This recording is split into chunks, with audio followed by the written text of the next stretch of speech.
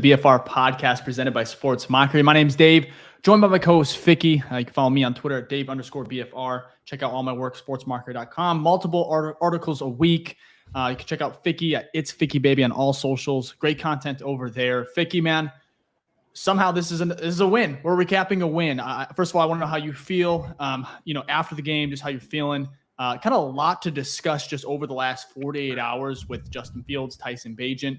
But again, Bears win 30-12 at home for the first time in 392 days, man. How you feeling? Yeah. Well, okay. So first thing is I basically had a flight this morning at like 4 a.m. So I'm on like 0 hours of sleep. So the one thing I wanted was, please let this be not a snooze fest. Like if I have to stay up even longer and it's just garbage, my soul would have been able to make it. But good thing is they did get a win.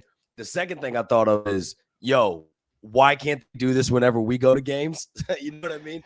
I was like, why? It's like we had a starter last week and we could not win when I was actually at it. So I might not be going to anymore because it might be a curse with that. So, but overall, I'm never going to be mad about a win. Obviously, it does affect our draft position since I know we're not likelihood is we're not going to be able to bounce back and fight for a playoff spot. But I'll never be the fan that's going to be miserable. Like, oh, wow, we got to win. I'm going to soak that up, especially like you said, we haven't had a win at home in 392 days. So it's not like this comes around every week. This is once in a blue moon. So great game. Great to see Tyson do his thing, which we'll talk about, and a bunch of other people showed up as well. But yeah, you got to be happy after a win like that. How about you? Yeah, I think you kind of nailed it perfectly. Going through the game, I wanted to see what Tyson, was. That was the most intriguing factor for this one, was to see kind of how Tyson Bagent, a D2 product, first time ever, only player in the NFL to come from Division II, see how he'd kind of respond. Because last week you kind of chalk it up. He's thrown in there. He wasn't expecting to play, or maybe he was, but still, you're thrown in. It's a lot different, than preparing a whole entire week for a team and getting those first team reps, everything like that. So I thought overall he played really well. Again, the draft position is a funny topic. Some people kind of hate it. Some people, obviously love it and hold on to that like it's gold. And, in April it is. Right now, you want to see what this team can do. You want to, obviously learning how to win is a real thing. And I think the Bears, they struggle with that. They will continue probably to struggle with that. So for me, I'll take the win.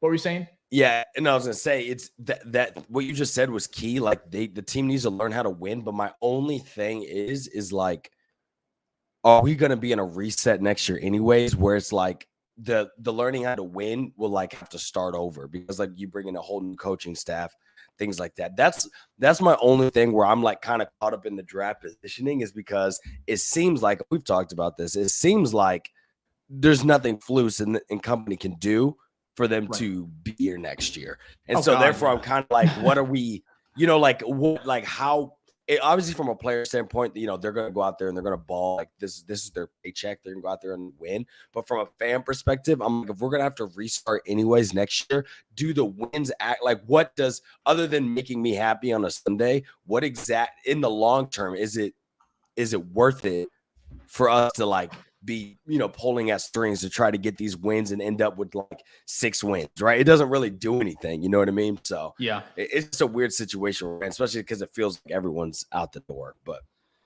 yeah, I mean, the players though are going to be here at the end of the day. There's going to be a lot of these young guys, like Kyler Gordon, hopefully Jaylen Johnson, we'll get to that later, who had a great game, 2 interceptions.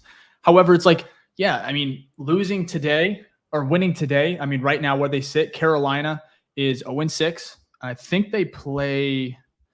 Trying to figure out are they on a bye next week? No, I think they're on. I think the Carolina doesn't play right now. They're not. Carolina. Yeah. This is their bye week. Yeah, Carolina. Yeah. But they're 0-6. So no matter what, the Bears are going to be. They're going to hold that number 1 spot because they're the only team that has not won a game right now. So they're 0-6. Bears still have the number 1 overall pick. That's where it comes to, the Bears at number 2. Or to wherever their own pick is going to be, that's where I'm if Justin can show, I know we've had this conversation, if he can show, he's the guy, then it doesn't really matter if we have a top 5 pick that's our own, right? So as it stands, Carolina holds the number 1 overall pick, 0-6. That's Chicago's, of course. The Bears with the win today. Now, Denver is playing right now against the Packers. Too. They are up 6-0 early in the second quarter.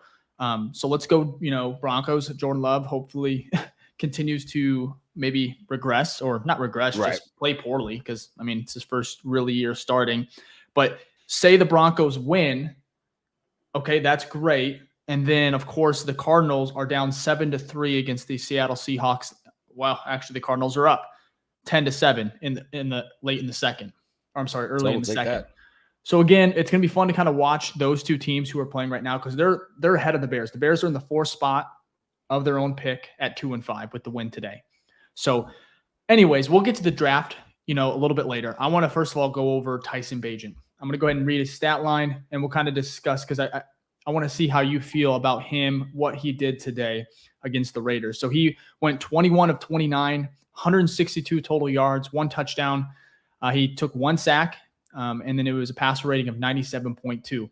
He also added, let's see here. Where's his rushing? I think he had like 3 rushes for 24 yards, 12 being his longest. So didn't crack 200 total yards. First of all, what do you think of Tyson? Give me your raw thoughts, after this Bears win. Yeah, so if you look at Tyson, and because obviously we have to do a comparison to Fields, right? Because that's what the talk of Twitter is going to be for this whole next week, right? Next couple of weeks. Unfortunately, but we look at what we see in Tyson, which we saw today, which we don't necessarily see with Fields. Quick decision making, right?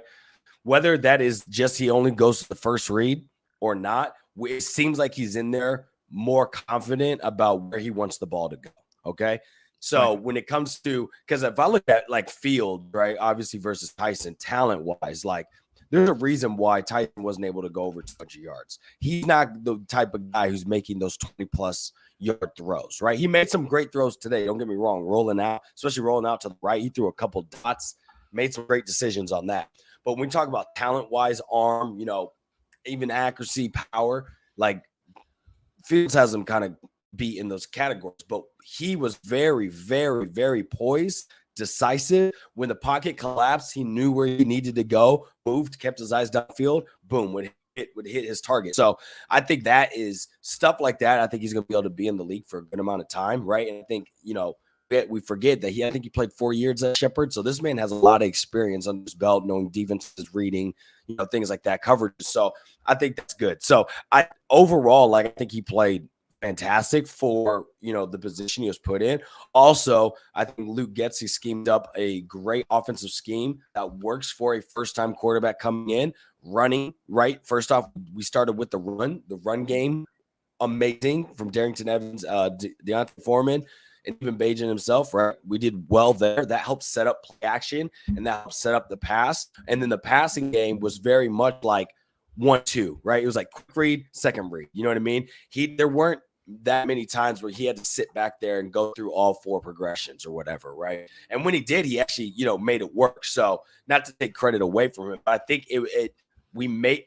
it's funny because the way this game was schemed up for Tyson, I think sometimes we're like, why is it not schemed up for Fields like that?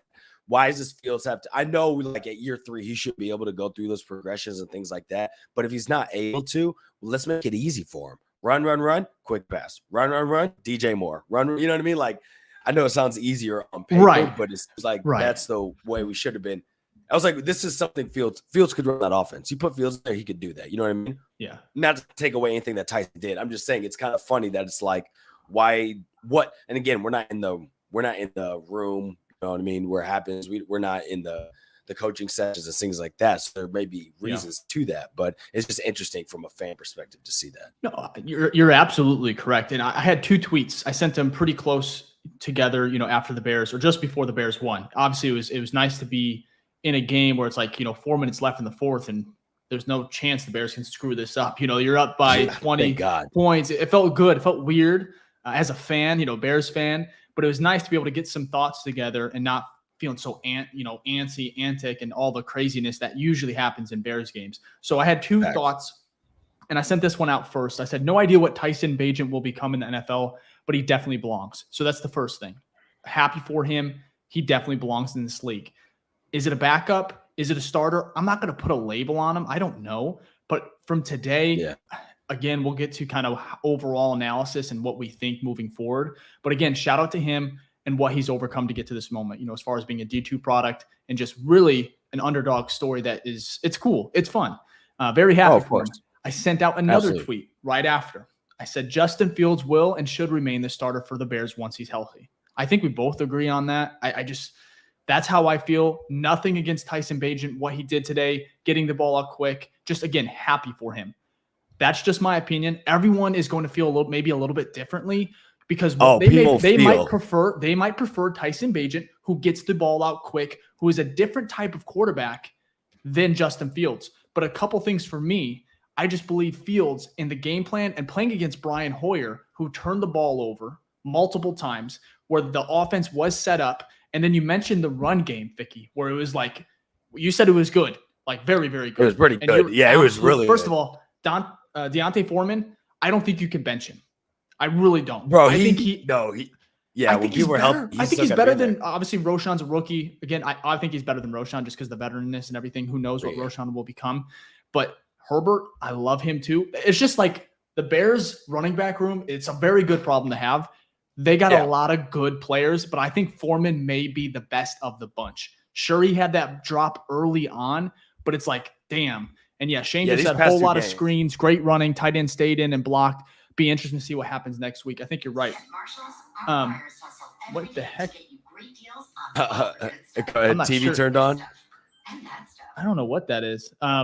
Maybe an ad on a site, which is all good. But yeah. Okay. But you're right, though. Like, so the running game, running game is like dominant. And the good thing is that we saw it last week as well. So this isn't just a one-off type thing. So I think you're right. Once Khalil gets back, I'm probably still going to put Khalil one. But you know how the running back rooms work, right? You know what I mean? Like for the Bears, just kind of like who has that hot hand. So Khalil and him, you're right, in the backfield, dominant, bro. But I do not want him inactive, is what I'm trying to say here. No, he can't. No, he cannot be inactive any longer. And but I think I'm on the ESPN website for these stats. So I think that's what the ad was. Scared the shit out of me nonetheless. However, running game today with Bagent, how good it was, where they were picking up. I mean, Foreman averaged 5.6 yards a pop, a carry, dude. That's crazy. Darrington Evans averaged almost 4 yards a carry.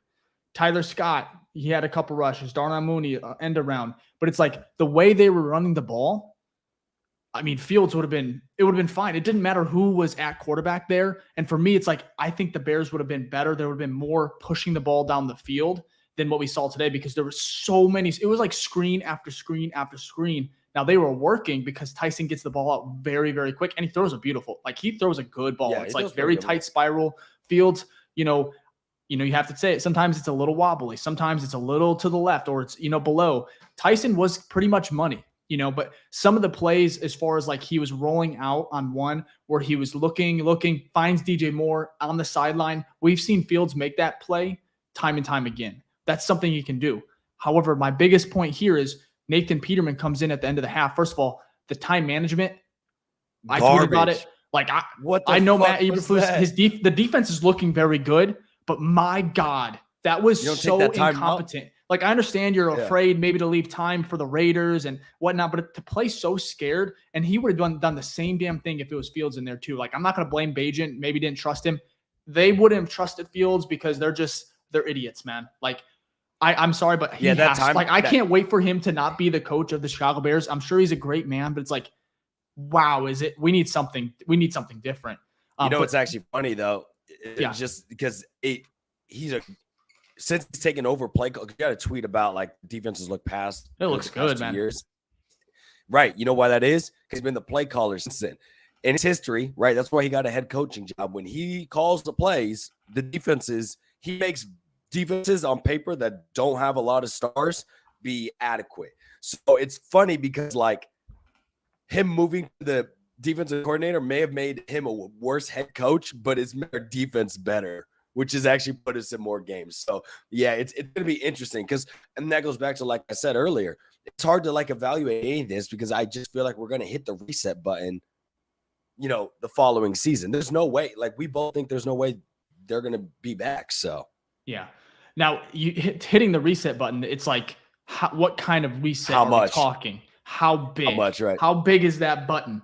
Like coaching staff is out the way, but does that include, is it big enough to include the quarterback, and start that, time, that clock over? We'll get to that. I want to finish with Nathan Peterman to end the half. I know the coaching and basically the Raiders using more timeouts in that 2-minute drill than the Bears did. They used 2, Bears used 1. It's ridiculous. However, bringing in Nathan Peterman, you're at like your own 45 or 48, something like that. And it's like, we know, I mean, Tyson, I know we talked about that underthrow to DJ Moore last week where they were kind of moving the ball. Again, they were moving it last week in a similar manner, in a similar way this year, or this game, similar fashion. Check downs, quick, slant routes, just getting the ball out quick. With Tyson, it's like, oh yeah, he couldn't step into that throw. I understand it. But even if he had time to kind of really throw it, I don't think he's getting that ball to the end zone where DJ was, was probably going to be at. Fields, like you said last week, Ficky, he makes that throw easily. Does he overthrow him? Yeah. Maybe. But his arm is so good. It's elite. It's an elite arm in the NFL as far as, that type of category goes. Tyson, you bring in Nathan Peterman to throw in a Hail Mary. It goes like, -1 yards because he almost gets stripped. But it's like, Tyson, that's where he's kind of limited for me. It's like he can make some off script plays with his legs, and he's kind of sneaky athletic. We saw him kind of run early on in the game where he kind of gets the crowd kind of hyped by going like this. Love that energy.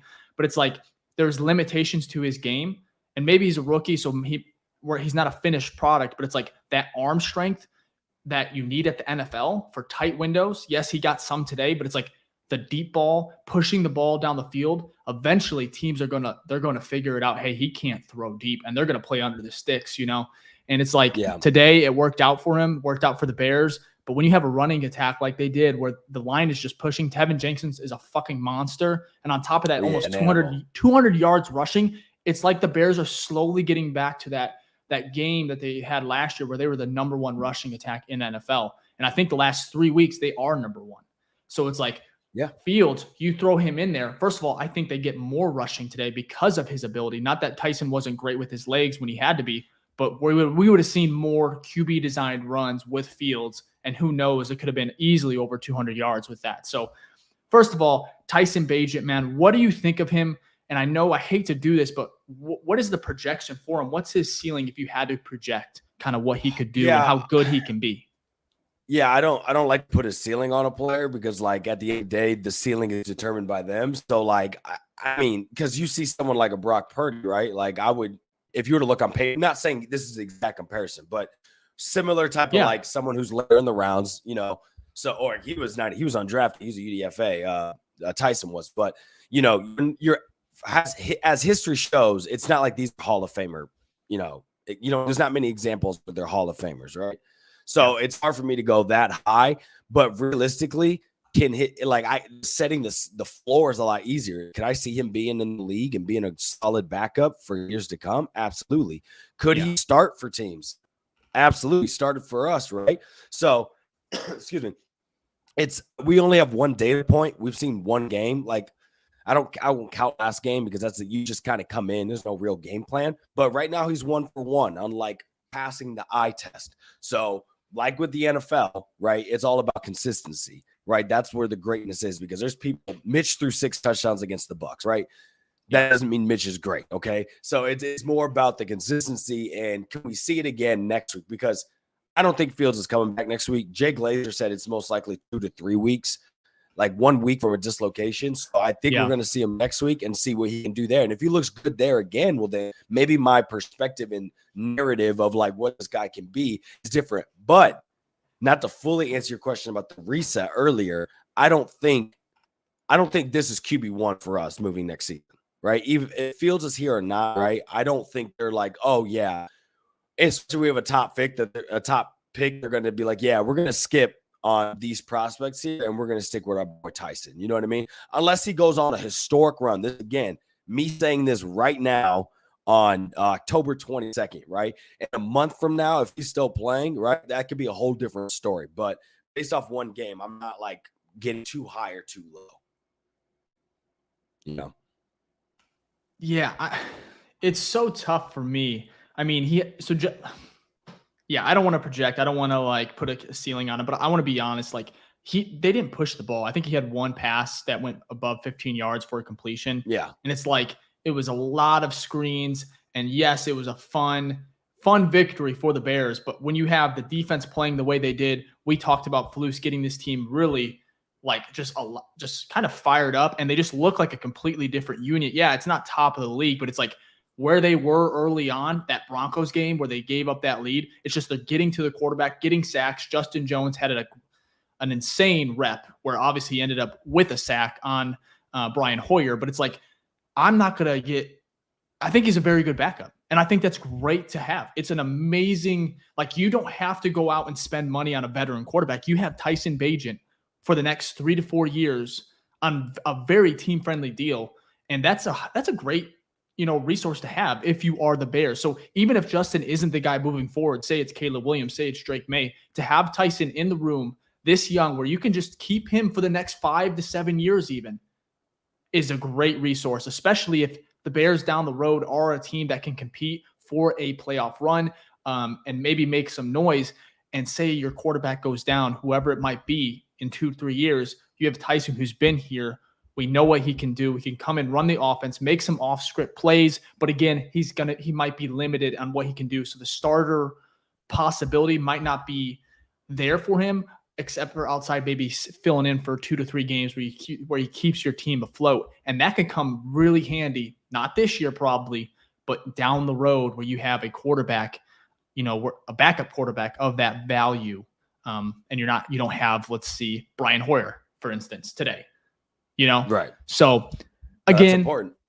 I don't want to limit the player. I think he had fun. I think it was kind of a breath of fresh air having a guy that young step into that backup role. Cause it's like, oh, we could have easily been here with like Andy Dalton or some veteran. It's like, this could have been not fun to watch. It could have been a 13-10 win or 13-10 loss, Brian Hoyer versus another. Exactly. But Nick when you Foles, have Andy Dalton, Chase Daniel, you can go through the list. You're naming it, man. And the thing is, that's a pretty nice role. Having a backup, being a backup in the NFL, is kind of cool, especially if you can kind of hold it down and prove to be serviceable like Tyson might be. And again, he could be more.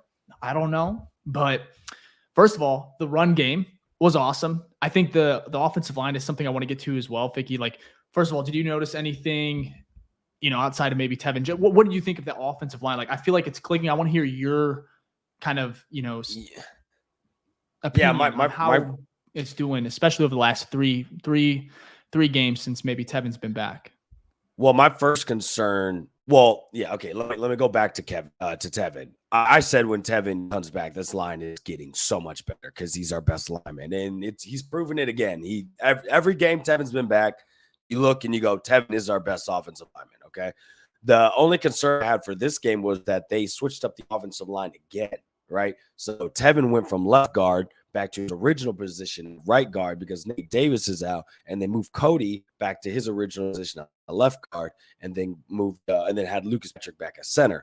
So, luckily the movement was from Tevin going from his second position to his primary position, which is good. But again, it's that carousel of can we ever have the same starting 5, right? So I was coming in okay, let's not be surprised if there's some hiccups, some penalties, some false starts, just because again, it's not the same 5 in there, and some people are at different positions. But minus that, we did have a lot of penalties, offensive line penalties. Borum was really my biggest concern because the man had 3 holding penalties. One of them was kind of iffy, but overall, though, I mean, if you're getting 200 plus rushing yards, your offensive line did a good job, right? They did a great job. So sure, there were a lot of penalties. If I'm going to be a stickler, I'm like, let's get that control. Penalty killed drives. Luckily, the penalties, I think, when I remember, only killed one drive because all the rest of them, there was only one penalty, and then we were able to make up for it. But there was the one drive in the third or the fourth where we had the false start and then the holding by Borum. And then basically we were like, you can't make up from that because it's 2nd and 30, right? So, right. But overall, I would say they did how about this? There wasn't bad snaps, really. I don't think I remember one bad snap where I'm like, oh, wow. And we've been seeing that the past 2 weeks because Whitehair was at center. So I think they made the right moves. So I guess I'll give them credit. I was just a little hesitant in the beginning because I'm like, can we get some something solid and consistent up there with that 5. So I'm with you on that. I want to piggyback off that. So this is from Kevin Fishbane. He tweeted it. He goes, the Bears had at least 9 penalties only once last season. They've now done it twice in 4 weeks. Of course, this time they win. He went ahead and say, the more you know. Fishbane, obviously, with some crazy, obviously getting some good facts out there. But the penalties are, again, coaching. We've talked about coaching is just, this team is not, I think they're underperforming, not because of maybe just the talent. They need more, and they'll get some of that, with the more free agency, next year. And then, of course, the draft yeah. That's going to, influx of talent. It's going to keep getting better for this team. They're going to get younger.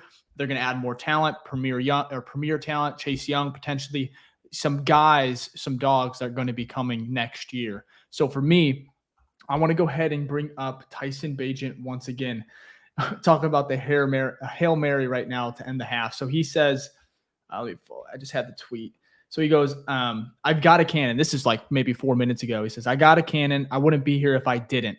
We're playing in the Windy City. I had one this week that came off my hand a little funny. Never get it twisted. Nate's got a powerful arm as well. Talk about Nathan Peterman. But I like to think that I've got an extremely strong arm. So he was probably asked about, coming out there, and who knows? Like, I would think he would, especially the fact that he has, his dad's a pro or a world champion arm wrestler, and like he looks pretty jacked, as far as like, I know there's a lot that goes into throwing a football, mechanics and everything like that. I think he could have got it there. Who knows? I would have liked it. Just felt very odd to bring bring in Nathan Peterman. And I thought maybe for a second it was like stats. Like maybe he's like thinking stats, like keep the momentum going. You don't want to get a pick, maybe get in your head or something like that. Yeah. But that's giving Flus way too much damn credit. So, in my opinion. So, but anyways, Ficky, we'll move on. Jaylen Johnson had a really big game. Before we get to that, if you're here first time, first of all, thank you. If you're coming back, love it too. Apple, Spotify listeners, shout out to you guys as well. Go ahead and rate the pod. One thing, if you can kind of just do it, just go ahead and hit the thumbs button, like the video, sub to the channel if you enjoy the content.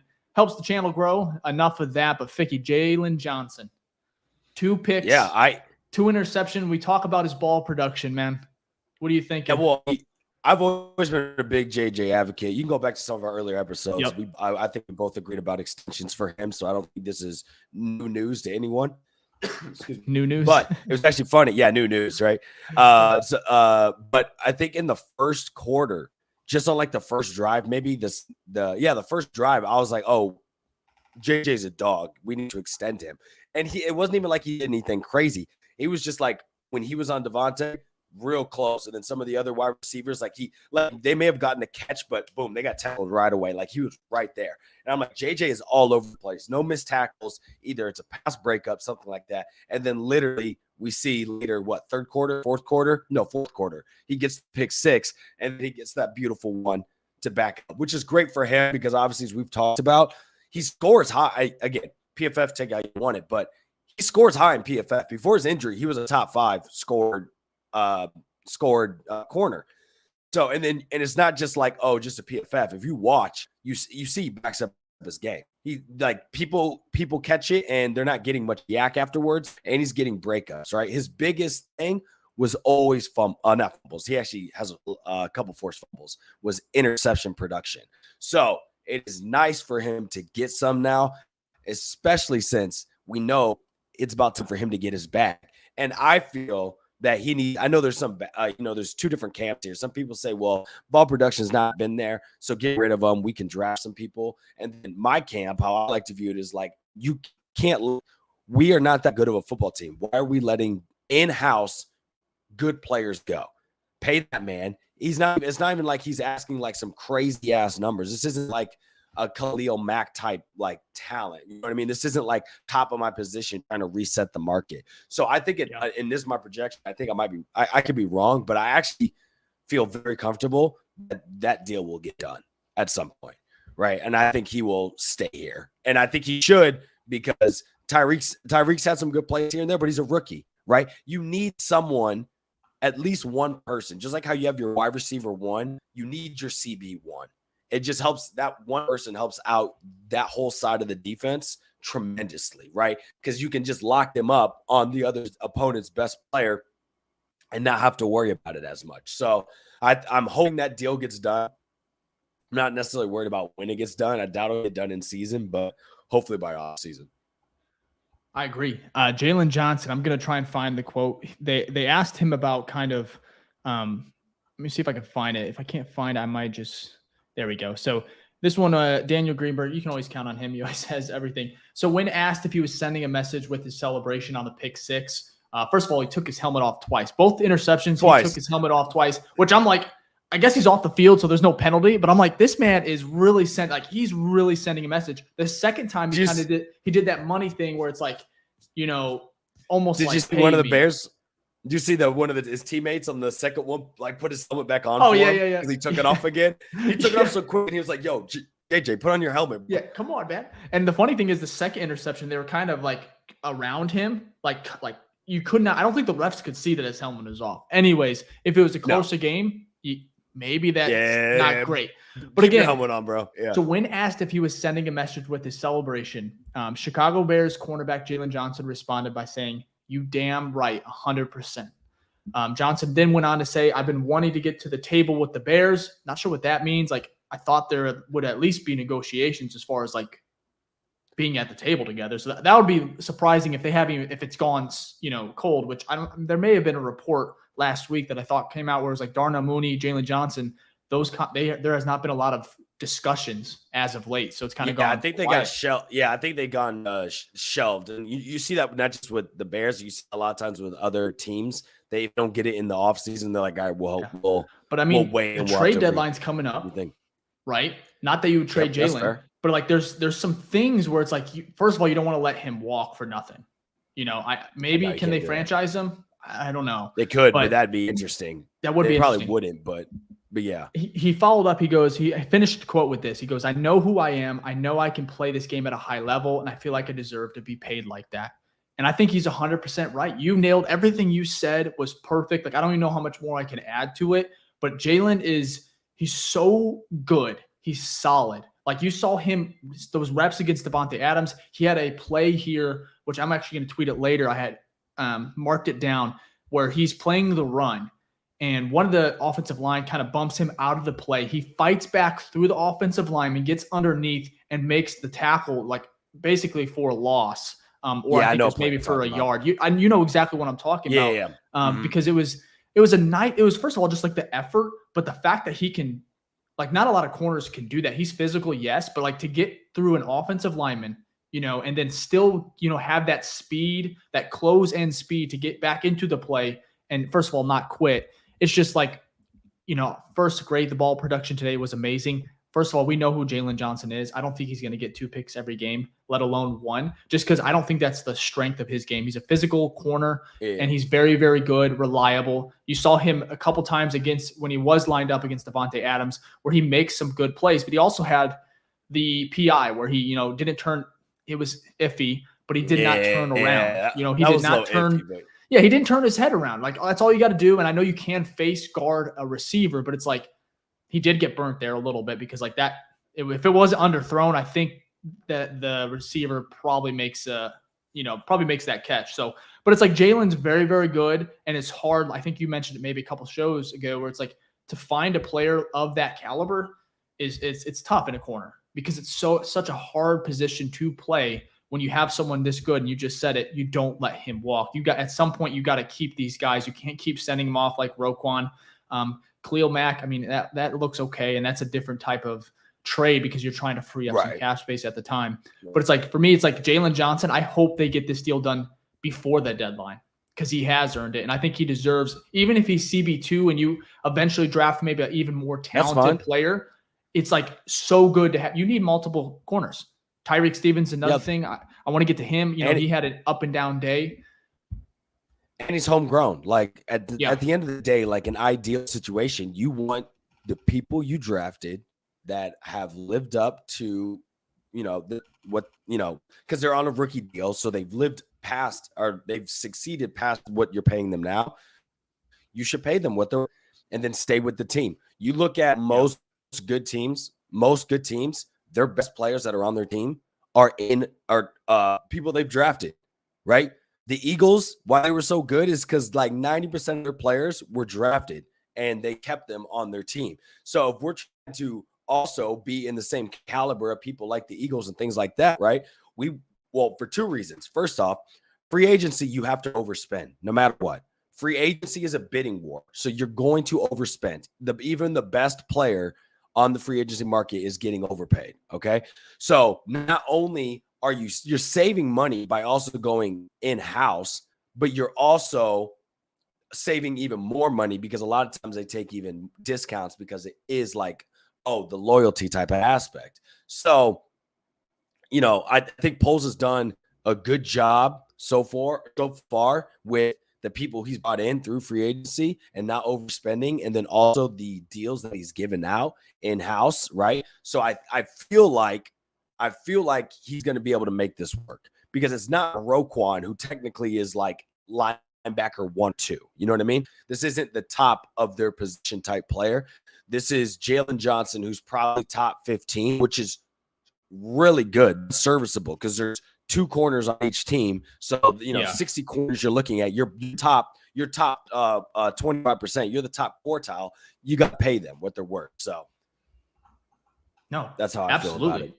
We got to keep them in that navy and orange for sure. This one would be tough. This would be difficult. Like if they let him walk, or even if they trade him, say next week, that would really piss me off. Like Roquan, I was able to kind of swallow that. But it's like for this, it's like Jaylen, who he said it multiple times. He wants to stay in Chicago. He really hasn't had any off the field issues. He's missed a couple games, almost every season, but it's like injuries. It's not like season ending, it's right. So for me, it's like you got to pay the man. I don't know what as long as it's not outrageous, like you mentioned, I don't think Jaylen Johnson would he just wants to meet. He wants to get to the table. And so for me, it's like, sure, he wants money, but it's like he's earned it too. So at some point you got to give a little bit. You can't keep bringing in so many young guys, especially like you said, homegrown. Almost reminds you like, I don't know if Jimmy Butler, it's like homegrown, he's really good. And sure, Jimmy's kind of surpassed that, after trading him because he's very, very good. But for me, it's like Jimmy Butler, you see it right away early on in his career is like, he was really, really good. And then of course they ended up trading him. Jaylen, you trade him, he could get even better because he's still relatively young as far as a corner rookie contract. It's like at some point, just come on, Ryan. Get a deal done. It's not like we have a cap issue. We just talked about this last week. We have the number one cap going in, so it's not a money issue. So if you extend him, hey man, you could even make it. It could make it even more. Like the cap will be. It's going to help the cap if you extend him now. So, I think it's going to happen. Speaking of pay the man, we got paid from Tito, our boy Tito, with the super chat here, $2. And he said, Bagent, thank you, Bagent. Appreciate that. He said, Bagent is a good game manager. And I think that's fine. They'll win you some games, right? Yeah. And that's what you want from a backup quarterback. Right? Or even in this case, that's what you want from a rookie quarterback, and that's what you want from your backup quarterback. He happens to be both of them. So I'm not even mad about that because it got us a W. But when you look long term, you don't want someone who's just a game manager. That's a Jimmy G. That's not going to win you anything. And I know someone who can the first notification. I might make sure I'm not muted here. First of all, thank you, Tito. Shout out to him. He's the GOAT. But for me, it's like game manager, and the first notification on our phone that I got from Bleacher Report. So if you have the Bleacher Report app, I don't know if you got this notification where what it say? It says Bagent greater than Fields, the little emoji where it's thinking. Yes, all that. It says Bears QB has or chat debating if the Bears found their Brock Purdy. And it's like, here we go, man. Brock Purdy. One game. And it's like Brock Purdy is, again, nothing against him, but it's hard for me to be like, buy in that he is really, really good when you have such an amazing star-studded roster built around him.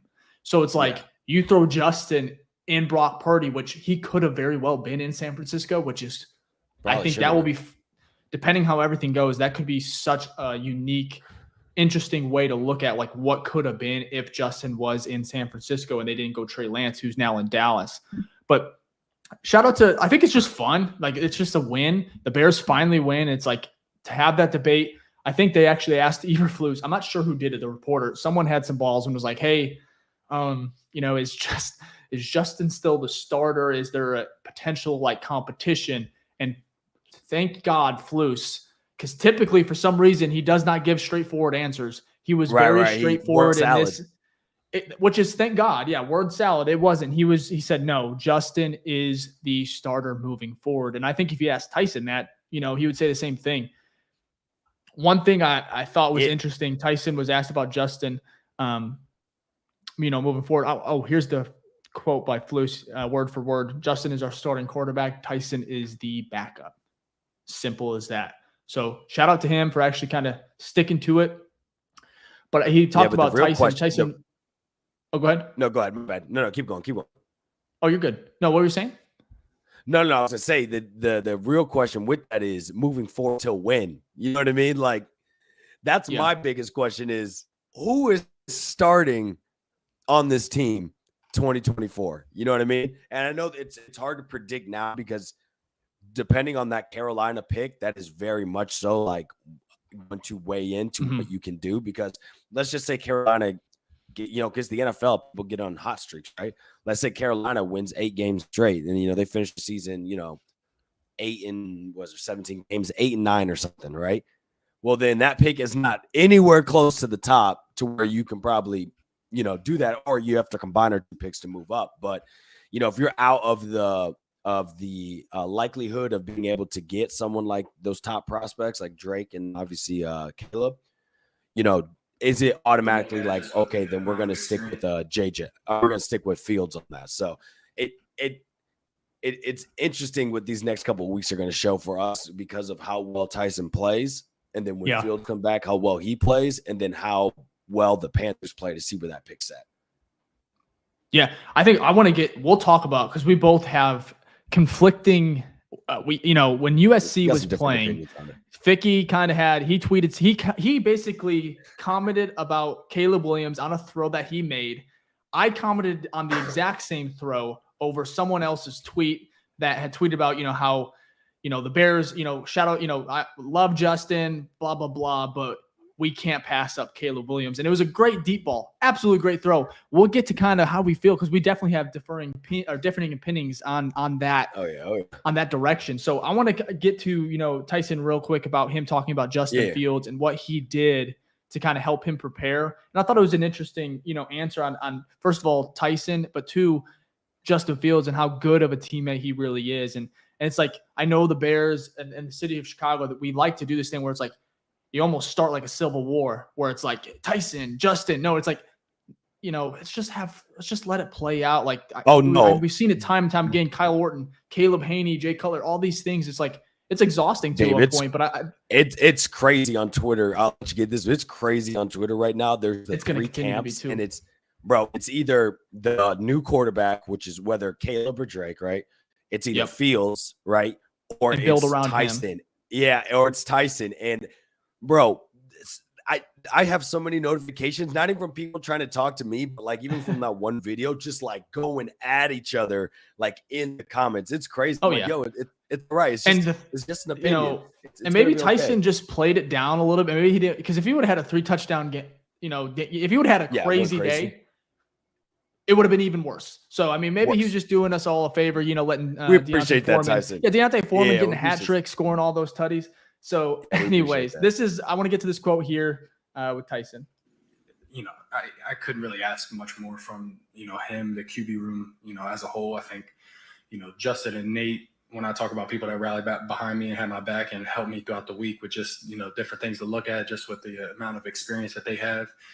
Justin and Nate were pivotal in, how we were able to execute today and the way I played today on the field. So again, just kind of refreshing to kind of see, him have that, that mindset when it comes to, I know it's not much, but it's like, it's nice that Justin and Tyson, that there is no hostility, at least from how I see it. Because Tyson's, I think he has no reason to lie here. He has no reason to bring it up. And, he was able to give, the quarterback room, which includes, nod to Justin. But it is, like I said, at the end of the day, it is Justin's team. He still has a lot to prove here, especially with the quarterback decision coming with the draft. And Ryan Poles has to figure out, hey, can we build around Justin? And I know some people like, hey, we have the answer, 3 years, blah, blah, blah. But for me, it's like Matt Nagy's year, when that rookie season, that you could throw that out the window. That has nothing to do with the evaluation, in my opinion, when you're, that Cleveland game when he's sacked 9 times, 10 times, whatever it is. It's like he still has a chance to write this story and prove that he can stay in Chicago. So I'm hoping he's back next Sunday. But I want to get to Caleb Williams because you commented, you saw the throw, and I could perhaps bring it up here. But you said that I want you kind of explain kind of how you're feeling. Yeah. You mentioned that Justin, you think his time might be up, but just go ahead and elaborate on where do you think this direction is going to go and why? Yeah, and I need to preface this too because because obviously people don't know me on the internet, so you see this circling around, you're like, oh, this guy hates Fields. I'm like, bro, I've been an advocate for Fields. Unfortunately, not time. Everyone watches the pod either. Exactly, it's true. But I've been an advocate for Fields for forever. Like I'll go back to this one is that there's two train of thought. What I want as a fan and what I think is going to happen. I think in my tweet, I said a tweet following that, I said I'm just mentally preparing myself. So what I want is Fields to be the guy, ball out. We can trade away that first pick, get a haul. We're chilling, we're good. But what history shows with the NFL, what I think is going to happen is that a lot of times quarterbacks do not get a third head coach. That's not saying that a lot of this is the Bears' fault. Obviously, Fields has flaws, but a lot of it is him being dropped into a shitty position and it just being shitty throughout. You know what I mean? And so because of that, I look at it and go, okay, if Flus and them do get fired, which you both agree probably is going to happen, and it should, luckily Poles is, it's really depending on what Poles thinks, because if Poles is going to get a coach that is going to sign off on Fields, right? If he wants Fields to stay there. If Poles is like, you know what? I think it's time that we do a bigger reset. And that's even if Poles is even here, right? That's just an assumption. I think he probably is, but that's just an assumption by me. Let me clarify. But if he brings in someone who's like, yeah, we want to start fresh, I kind of, because they all these coaches are looking at these prospects as well on the current teams they're on. You know what I mean? So when they become a head coach, they're like, okay, you know what? I know my offense can work better with Justin Fields. I believe in Justin Fields. Let's rock with them. That's option one. The one that's more likely, just based off how history has worked in the NFL, right? It's not that a quarterback has never gotten that, a third coach. It's just that it doesn't happen as often. And so because of that, I think that he's more likely gone than going to be here. And then another thing, too, that we have to think about is the contract. This is his 3rd year. He has a 4th year, and then you have the option to do the 5th-year option. What we're seeing now in the NFL is to help with the cap, they get the extension done before they even have to get to the 5th-year option, because the 5th-year option is expensive. It's basically like a franchise tag. And a franchise tag for a quarterback is expensive as fuck. So they try to get the extension done where they can give a bigger amount, but how much affects the cap per year is lower. So it helps out the team, helps out the player. So by saying that, that means Fields is going to be due for a payday, right? And it's going to be big no matter what. It doesn't mean it's going to be, record breaking, but you're a quarterback who has potential. It's going to be a good amount of money. So they have to think, is it best to reset that and go get Caleb Drake, right? Where now you don't have to worry about money again for another at least 3 years, right? And then you can use that extra money and allocate it towards really building up this team in the positions that we need, because there's still a lot of holes. Or do they say, you know what, let's stick with Fields and instead we'll get the allocation from trading the 1st-round pick, just like Poles did, to get a star player and plus more. Trust me, you'd get a boatload more in this trade back than what you would get last year for Bryce Young. So again, as a fan, I love Justin Fields. I want Justin Fields. But as I look at it from a more, I think from a business standpoint, from the NFL side, I'm like, I can't be surprised if the inevitable happens. And so I'm just trying to mentally prepare myself and be like, and yes, the throw that, I guess my only counter argument for my tweet was that it was a throw. It was like a 60-yard bomb, right? Fields has done that. Fields did that in college. Fields did it all the time. A lot of these players make these throws. It was just a good throw, and it's more of like showing off that the dude is talented. It's not as much like last year where it's like, okay,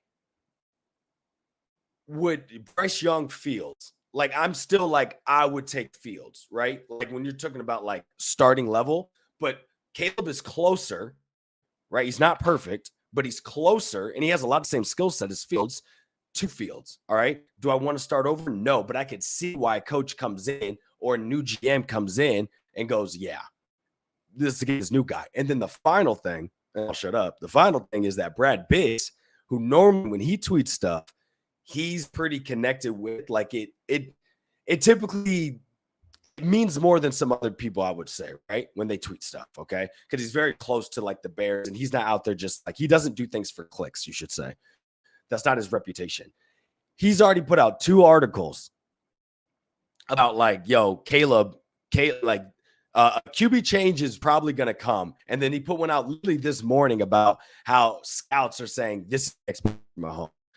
Again, it doesn't mean it's going to happen. You're on mute, by the way, Dave. It doesn't mean it's going to happen. I'm just saying it would be dumb for me to think that it can't ever happen or that it won't happen.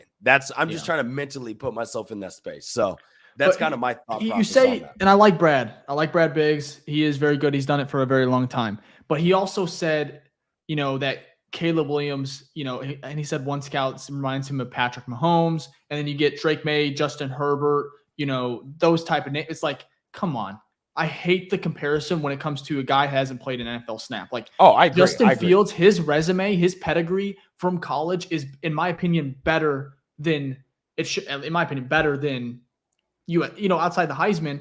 I think he's better than the resume that Caleb Williams has. Especially, there's a graphic. I wish I could bring it up and find it real quick. But where he has struggled against top teams, like that is a red flag if I've ever seen one. And for me, yeah, he's had a rough couple games. And I don't know. It's just for me, it's Justin. He is very talented. He has his flaws, but we're gonna have this conversation so much here over the next several months. Yeah, it's almost exhausting. So I'm not even gonna get into it too much. But it's like what you could do with the number 1 pick, and then maybe you get the 6th, 7th overall pick that is your own. What you could do trading back and building around a quarterback of Justin Fields. And yeah, he may be expensive. You may have to, perhaps you can get like a 2-year deal done.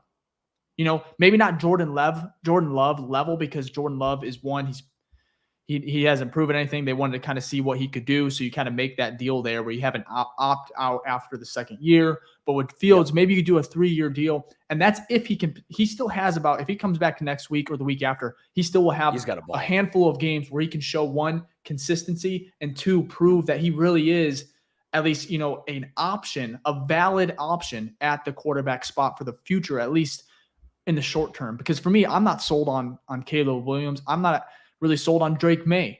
And I hear the generational label. I hear that with, Caleb Williams. And for me, it really is obnoxious because, first of all, Andrew Luck, absolutely agree with that. Trevor Lawrence, I think he's very good too. So I can understand that. But it's like Justin was right behind Trevor Lawrence.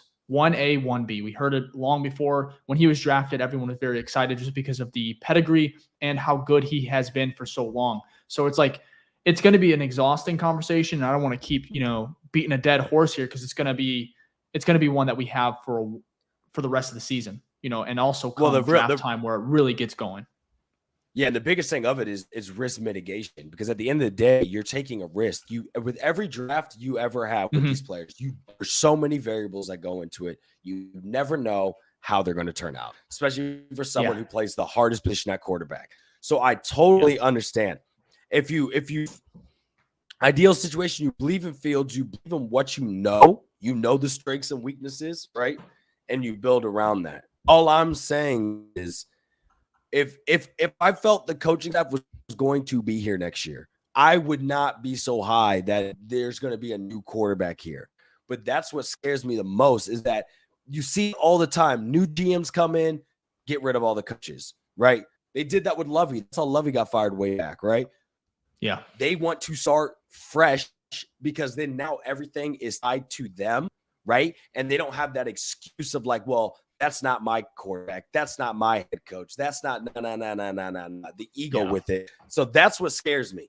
I don't want to have to get rid of my Justin Fields jerseys. I would love for him to ball out and, see that happen. I'm definitely a Justin Fields fan. I'm just saying there's at least, if it's not writings on the wall, there's at least scribbles. Okay. That's all I'm saying. It's like, you can't be in that camp where it's like, oh, and you'd be Fields crazy to, it would be crazy to say that there wasn't this is a high pressure last 2-3 months for his career, not just in Chicago, but he could be auditioning for Atlanta, for a team that may see, hey, I like what he can do.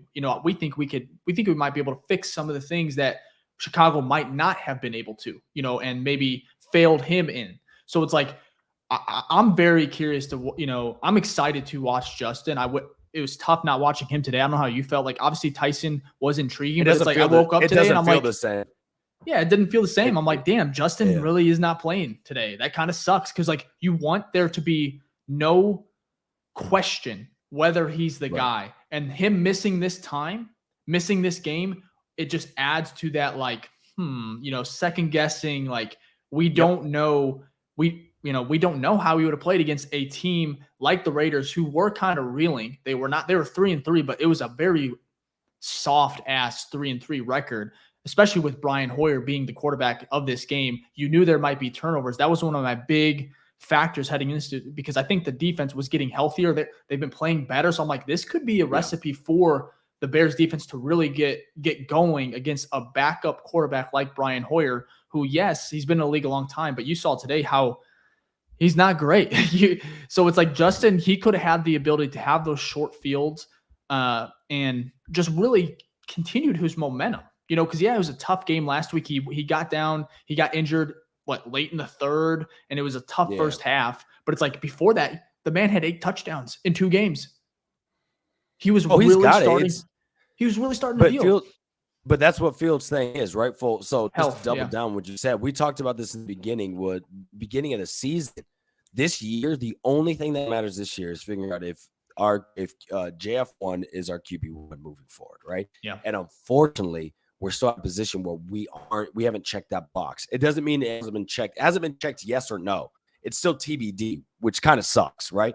Because that makes it even worse, because you don't know what your next decision has to be. So exactly. that, the injury doesn't help with that, because you're just missing games, right? And it's not necessarily that you're injured. It's like, we need as much data, right? Because if you went 3 games of let's say we'll just do hot and cold, right?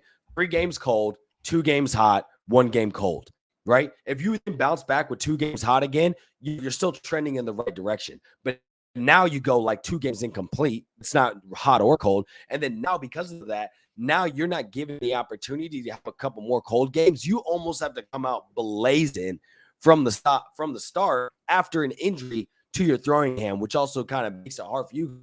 It's like you're coming back to a fresh instrument that you're using. So, hopefully he does it. Hopefully, I would love to be proven wrong. Like, this is the time where I'm like, please, I'd be happier if I'm proven wrong here, because the other side doesn't make me too excited. Sure, there'll be hope about it, but I've always been a Fields fan. So, we still have a lot of time. And like you said, we'll be talking about this way too much, but it is the number one discussion about this team to figure out what we're going to do with that quarterback position. And we have to be objective. Like, that's what we're going to, when we have the pod, we can't always keep the fan hat on there. But for what you said, it's like the ruling is still out. Some people may have, there's a verdict there, but I guarantee you, I don't think Ryan Poles shares that same opinion, where it's like, no, he wants to. I bet he's pissed off. Like, damn, Justin's down. He probably wants him to. There's a reason he's not on IR right now. There's a reason they're not doing surgery, where he could have done that. They could have went that route. And Justin, he wants to play. He said it. He wanted to go back in the same game. We couldn't grip the football. Yeah. But the Bears, all of those factors, it shows me that they still want to see what he can do. And overall, like I said, that could be the best option for him. But he's played 5.5 games, right? This is where he stands right now, because that he went down against the Vikings late in the third, and he has 5.5 games, 11 touchdowns, 6 interceptions, 1,201 yards total. This is just passing. He has a 91.6 QBR rating, or quarterback rating. They're not bad numbers. Like when he went down, he was tied with Mahomes. He was up there, I think, top 10 in a couple categories as far as the quarterback goes. So it's like, it is very frustrating that he's missing time because he was sure inconsistent, but it's like you saw some light bulb moments. In the Viking games, he kind of regressed a little bit too, but you could say the same damn thing about the play calling.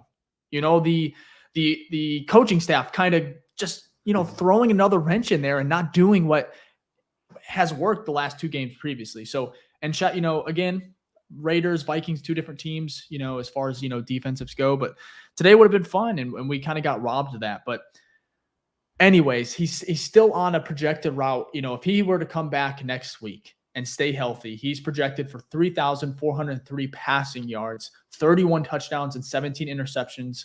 And it's like, if he can come back and kind of keep where he was going, those numbers would be, I think, serviceable. Yeah, that's more so. That's keepable. That's keepable if he can do that. And again, we're gonna find out. So that's why this thing's so exhausting, because we were hoping we were at this point where that had been answered. You know what I mean? So yeah. No, I know exactly what you mean, man.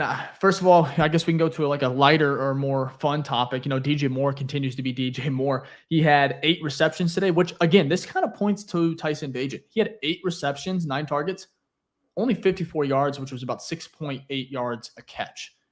You look at Justin and his connection with DJ Moore, it's like, you see the difference. When he had 8, it was for 230. So it's a little bit. And there's a lot of yak there with Justin and Moore, but it's like, but the play calls they were doing were allowing Justin to kind of get that ball out in space. So, anyways, long story short, I think the Bears, it's a weird one because they won, which is nice. They kind of snapped that 392-day streak, losing streak at home.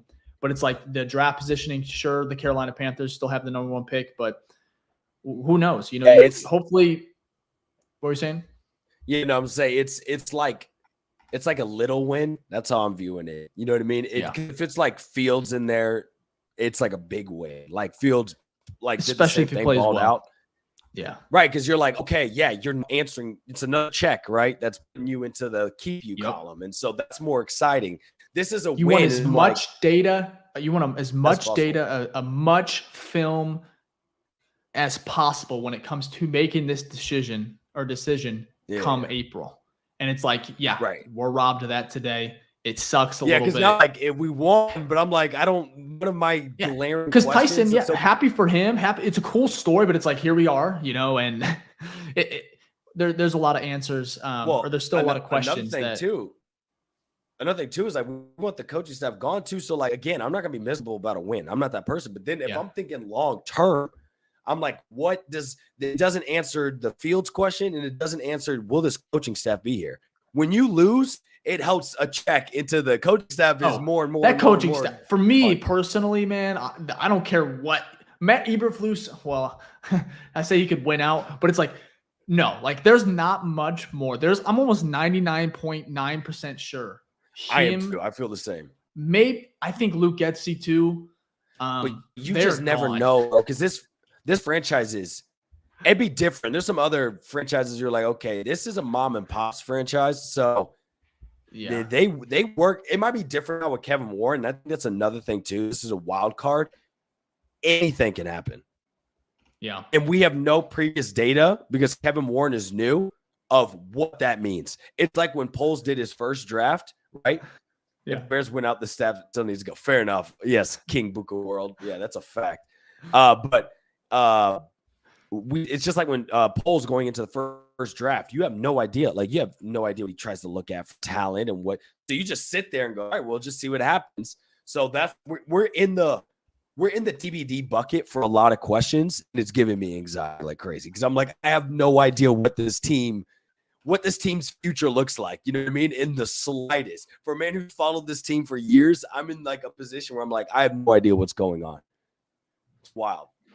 So we got Eric here. He said if Fields played today and he didn't have the hand injury, he would have torched the Raiders. He said touch, but torched the Raiders, what I think he was saying, and could have possibly put up another 300-yard and 3-touchdown game. Eric, Absolutely. I think you set up. That's what I've been trying to say. I really think Justin would have had a very, very good day, all things considered, with the run game going the way it did, the offensive line kind of really getting to a rhythm with Tevin being, having a couple games under his belt now. He looked great against Washington, but you saw today there was a play with, I think it was it was very nice, executed play. It was Tyson Bagent. He rolled out to the right. Everyone's kind of focused on them. They're moving this way. There's a couple offensive line. Anyways, there's a screen. He throws it the opposite side of the field, and there's just a brigade of like 3 offensive linemen, including Tevin where he just absolutely murders. A couple Raiders died on that play. I'm honestly, if you look back at it, but it's like the offensive line, there's a lot of things going well for this team, and it sucks. I keep saying it, that Justin was not able to kind of show what he could do and stay on the field, and health is a big thing too with him. So true. And we know, like, when Fields has the right things around him are going right, he thrives. Okay. So when the offensive line is well, running games well, he does well. So I totally agree that he probably would have balled out today because the offensive line played well and the running game was well. So if Tyson thrived in it and more of the shorter game, I guarantee Fields would have as well. That's not where the Fields issues are. Fields' issues are where it's like typically the offensive line isn't playing well, and then Fields has no confidence back there, and he can't throw. Like he doesn't make the right decisions, or he holds onto the ball too long, things like that. So, yeah. Well, hey, we'll end with this, Ficky. I think we're going about an hour here, which is fine. We're having fun. I asked on Twitter, I said, give me your honest thoughts on Tyson Bagent. The reason I tweeted this, I wanted to see how everyone was feeling on Twitter. That follows the pod and everything like that. So we got a decent amount of responses. I thought there was some unique ones here. I got almost 1,000 comments on it. And it's still going. So this one from our guy. Jeez, bro. What? I'm just saying that's 1,000 comments is a lot. That's what I'm saying. People really want to give their opinions. They really wanted to chime in. I love it, man. It gives us more freaking, feedback. And we want to be, first of all, Ficky and I, one thing we want to do is we want to build a community. We love the podcast. We love being able to talk with you guys, interact. So if you have questions, we'll answer those before the show ends. We'll get to as many as we can. But if you have any questions, throw them in right now. Ficky, we'll go ahead and mark them down. We'll get to them. But one thing we want to build here is community. And we feel the love. We're almost at 2,000 subscribers are on YouTube as far as our channel goes. So again, we're going to do a giveaway once we get there. We're about 40 away. So again, if you like the content, you hear us say it all the time, but it really does help. It's a great way just to support the pod. Hit the like button, sub to the channel, hit the notification bell if you want to stick around. But again, awesome feedback on this tweet right here. Again, give me your honest thoughts on Tyson Bagent today. And we're going to start with friend of the show, Deeks, or Deeks View on Twitter, or Deeks View OG. He goes, let's see here. I'll see if I can pull it up, make it a little bit bigger for our YouTube. Maybe. That's pretty big, I think. What do you think, Fick? Yeah, they should be able to read that. All right. So again, comment section here said solid as good as any NFL team could have as their backup. Kid has juice. And I kind of like that. I think the juice factor, he definitely has something that is maybe not there in every backup. And maybe it's just his youthfulness, getting the crowd fired up. Bowles show you said, don't have an opinion because Getsy doesn't trust him enough to throw the ball. That probably was commented in regards to the halftime, debacle where they were just not using his timeouts. Yep. The athletes plug a dog with a fire emoji and an eye emoji. So again, some people, sorry that you have you muted here. Next, Brock Purdy. Again, some people are going to feel that way. Sam, good friend, group chat member, Bears group chat member on Twitter. Sam the Jedi, he goes, he played the QB2 position perfectly. Efficient, decisive, swaggy, hell of a game for a D2 kid. Perfect. Pretty spot on. That was spot on. We need to get Sam on here. Let's see here. There must be some kind of way out of here on Twitter. He goes, I think if he keeps playing like this, he deserves a shot when Justin is healthy. He deserves a shot even when Justin is healthy. I love Justin. And Bears didn't take downfield shots because he didn't need to, but I like his composure and understanding of our offense. So again, Yeah, I agree with that. I mean, I'm still putting Fields. We have to find out if Fields is the guy. So even if Fields is playing like dog shit, you got to put Fields out there because Ty can come back on this team next year. We need to figure out if Fields is going to come back on this team next year. You know what I mean? So if Fields is healthy, I don't care how well Tyson's playing. You got to put Fields out there. We got to figure that out. Yeah. It's just so funny to see everyone's unique. There's a lot of takes, man. Devin on Twitter, Devin_talks. He goes, very good backup, but doesn't have the arm strength to be a long-term starter. Someone just, Tom Brady gif, let's go. Yeah. So he's probably hyped. Jerry Harrison Jr. on Twitter, he goes, solid. Charles Smith again with the solid. He does the basics well and steadies the ship. DK on Twitter, Sparkle Muffin 14. He goes, happy for Bagent. He did what he was supposed to do. Jay on Twitter, Luke Getzey called a fantastic game for his rookie quarterback, and Bagent looks excellent. He got the ball out quick, which I'm impressed about. However, there's no QB controversy, at least not yet. I didn't know the Raiders were this bad. Well, you know what's funny? Their defense is not actually that bad. So, like, we got to give Getzey credit. He called a good game because it's not like they're a bottom-tier defense. So, yeah, it looks like most of them are, like, efficient, solid, you know what I mean? Yeah. We'll finish up with another Twitter group chat member, longtime friend, Coach Turner, Turner K on Twitter. He goes, efficient, effective, energetic, did what was asked of him, made good choices, put some good tape together for JF1 to build onto. So, yeah. I think honestly, every single one's comments, I agree with. Like, other than the one that says, like, you know, you might be battling for position here. Other than that, but like the comments about like how he played and like people understand like he was not necessarily playing like the same type of game Fields was with like throwing it deep downfield, but the man did what he needed to do. Came in as a QB2, steadied the ship, got us to dub, you know? So, no. And that's the thing with the backup too, is because the expectations are a lot different. When Fields come in, it's not like, oh, steady the ship. It's like, we need you to win and put the team on your back. When Bagent comes in, you're kind of like, oh, you can be a game manager and we're not upset. You know what I mean? No, I think it's perfect. I like if it was to be a problem. Yeah. We can't get through all the comments, but I can tell you that a lot of the people shared a lot of those opinions about just, you know, props to him, steadied the ship, was consistent, did exactly what a quarter or backup should have done, and maybe a little bit more, talked about his energy. There's not a lot of controversy, more than I thought there would be more. And maybe it's after the game, maybe midweek, you know, Wednesday rolls around, Justin might be out another game. You might see it, you know, especially if Tyson maybe has a breakout game, because it will be on national television. So that it could get a little, you know, sketchy here, a little, you know, a little more mystique in the next week or two. If he balls out primetime, it's going to be a shit show.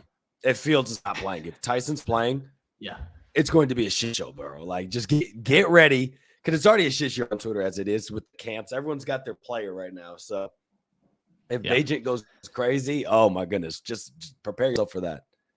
Yeah. Well, Ficky, I guess I'm not seeing too many questions, at least of right now. I see a lot of, you know, I see Fields. Fields is a bust from the angry casual fan on YouTube. Again, some people definitely, I think it's fair. One thing I do not like, and I guess I'll end with this, my little rant, and then Fick, if you have something. For me, it's like the idea that we have to tell somebody or tell fans how to feel. Like, for me on Twitter, one thing you'll never tell, like, I will never be like, hey, this is what we have to do. No, everyone is allowed. Some people are going to like Tyson. They're just going to be drawn to him. It's new, it's fun, or they just think he's the better product, the better quarterback. It's fine. People are allowed to have their opinions. Some people might not like Caleb Williams. Some people may love him and want to go that direction. Some people might enjoy talking about the draft. Some people want to see the Bears win now.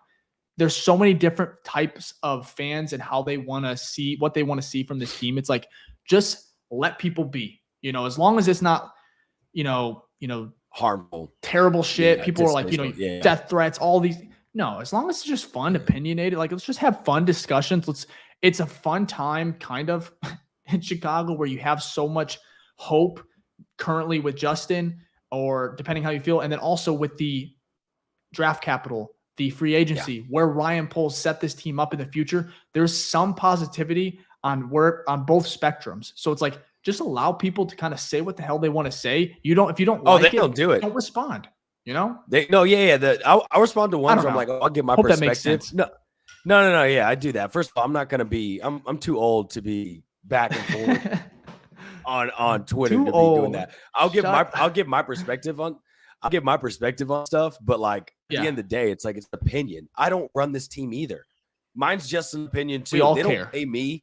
Yeah. We all want to see this team do well. You know what I mean? I don't care. Again, at the end of the day, I don't actually care what route it is if we're winning. If you told me tomorrow that the Bears win the Super Bowl in 2 years and it's because Brian Hoyer's on the team and Justin Fields is not, I'm saying sign me up because I want my team to win. I don't care what we had to do to get to that part. You know what I mean? As much as I love Fields and my favorite players, things like that, I want to see this team succeed, which we have not seen in years, bro. So if that's the case, it is what it is. And however, there's multiple ways to win in this league, as we know, right? That's why it's so hard to win in this league. So, and again, I'm not a GM. You're not a coach. We're not players. We're just fans out here giving our opinions on things. So we don't take ourselves too seriously. We don't take everybody else too seriously. We just like to talk about this team, and hopefully we'll talk about more good days coming up than bad. Yeah. So.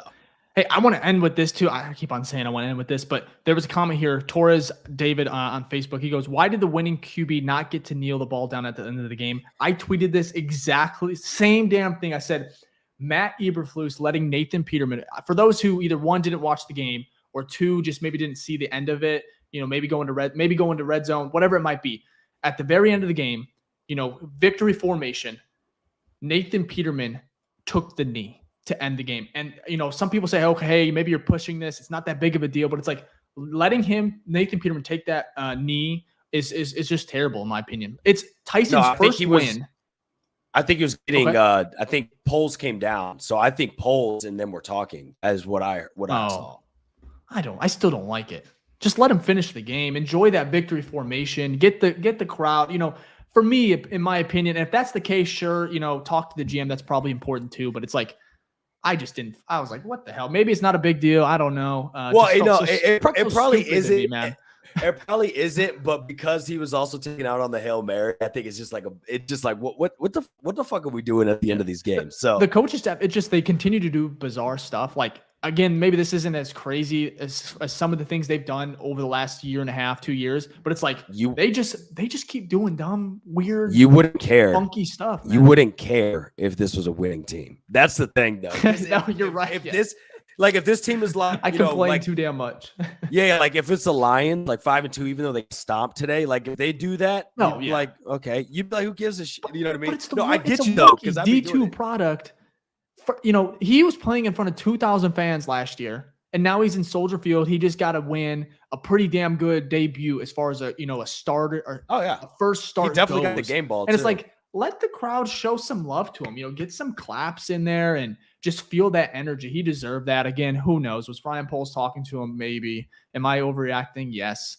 Anyways, Ficky, man, it's fine. I mean, that's where we're at. I'm not even mad. This is where we're at. You feel that way. This is where we're at. We're trying to just juice out everything we possibly can because the team so far, again, we're happy about the win. We're not sad fans over here. We're happy for the win. But it has been such a roller coaster to this point, and the coaching staff has been so weird with their decision making and how they've handled the media and things like that. So I understand where you're coming from. Torres David on Facebook goes, plus his family. That's true. He bought out he had 53. Section. Yeah, essentially like an entire section at Soldier Field, and you're like, you don't let this man take the knee. So who knows? I love it. I got to find, something to be angry about, of course. But anyways, listen. Hope you guys enjoyed the show. Happy the Bears, of course, got a win. We'll be back next week to likely preview the Bears versus Chargers game on Sunday Night Football.